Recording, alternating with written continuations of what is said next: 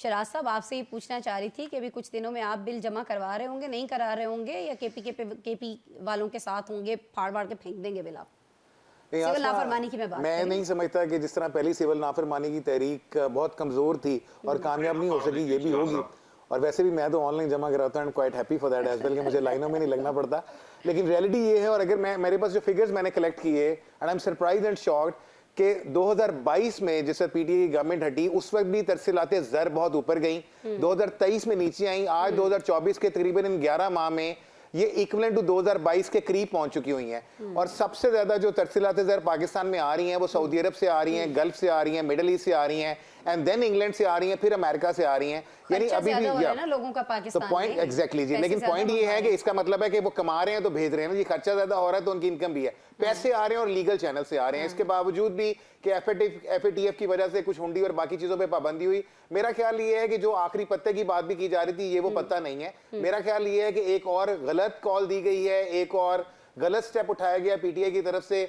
Civil नाफरमानी कहीं पे exist नहीं करती। केपीके की हद तक अगर हम देखें तो बिजली के मामले पे वहां पे सर्कमस्टांसेस और थे, मगर यहाँ पे सर्कमस्टांसेस सक्सेसफुल नहीं हो। ये मामला सिर्फ जो है ये 26वीं आईनी तरमीम तक का था, उसकी मंजूरी तक के लिए ये सारा मामला जो है उस वक्त किया गया। और ये जो मौलाना हज़रात जो हैं जो मुख्तलिफ मकातब फ़िक्र से ताल्लुक़ रखते हैं, जिनका जिक्र उलमाए कराम का भी काशिफ साहब भी फरमा रहे थे, जिन्होंने आज अहम तरीन इजलास भी किया है इस्लामाबाद के अंदर, ये लोग उस वक्त क्यों खामोश थे? उस वक्त ये सारी चीज़ होते हुए देखते रहे। आए रोज़ हम देख रहे हैं कि जब 26वीं आईनी तरमीम के ऊपर बात कर रहे होते थे मौलाना फजलुर रहमान साहब, तो जब वो कहते थे इसमें से मैंने बहुत सारी शिकें निकलवा दी हैं, तो साथ ही वो अपनी प्रेस कॉन्फ्रेंसेस के अंदर, मीडिया टॉक के अंदर ये भी कह रहे होते थे शराज साहब कि इसमें मैंने मदारिस बिल की भी बात की है। उस वक्त ये उलमा क्यों खामोश थे? सबके सभी मिले हुए थे, हुकूमत, जरदारी साहब, बिलावल साहब, सब मिले हुए थे और अब सबने इनकार कर दिया। Thank you Asma for giving this chance.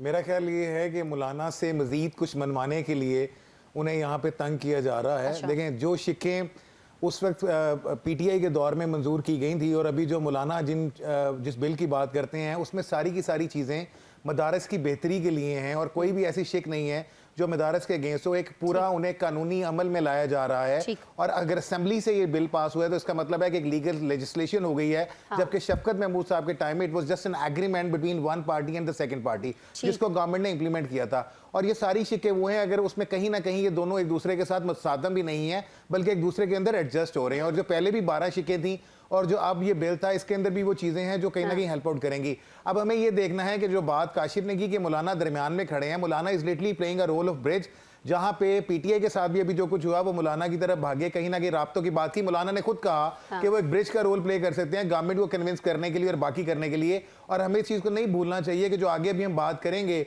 Civilians की फौजी ट्रायल के हवाले से, वो भी शिक मौजूद थी उस पहली आईनी अमेंडमेंट के अंदर जिसको मौलाना ने निकलवाया और इसको कम करके वो 22 तक लेके आए। तो अभी मजीद जो शुनीद है वो ये है, जिस तरह काशिफ ने भी कहा था कि 27वीं तरमीम आगे जाके होंगी तो वो किस तरह होंगी, वो कैसे करनी है, उसमें मौलाना का अगेन बहुत इंपॉर्टेंट रोल होगा। और पहले भी मौलाना इनडायरेक्ट बेनिफिशरी उसके रहे, तो मेरा ख्याल है कि मौलाना को कहीं ना कहीं इस लूप में दोबारा लेके आया जाएगा। आप ये देखेंगे कि जो उसमें नकाद उठाए गए हैं वो बहुत टेक्निकल हैं और ऑब्वियसली सदर पाकिस्तान नहीं बल्कि उनके सेक्रेटेरिएट ने इसको हाईलाइट किया होना है, जिसकी वजह से सदर ने इनकार किया होना है, क्योंकि वो लीगल ओपिनियन ली जाती है। तो ये कहीं ना कहीं, और उसके अंदर भी एक चीज होती है कि एक सर्टेन टाइम में अगर साइन ना हो तो वो ऑटोमेटिकली लॉ का हिस्सा भी बन जाता है और दोबारा भेजा जाता है। तो जब ये बिल दोनों असम्बलियों से पास हुए हैं, सेनेट से भी और कौमी असम्बली से भी, तो फिर और इसमें कोई दो राय नहीं है कि जल्द ही ये कानून का हिस्सा बन जाएंगे। हाँ, जिन लोगों को की खामोशी उस वक्त एक सवालिया निशान थी उन उलमा इकराम की, अब वो सामने आ रहे हैं।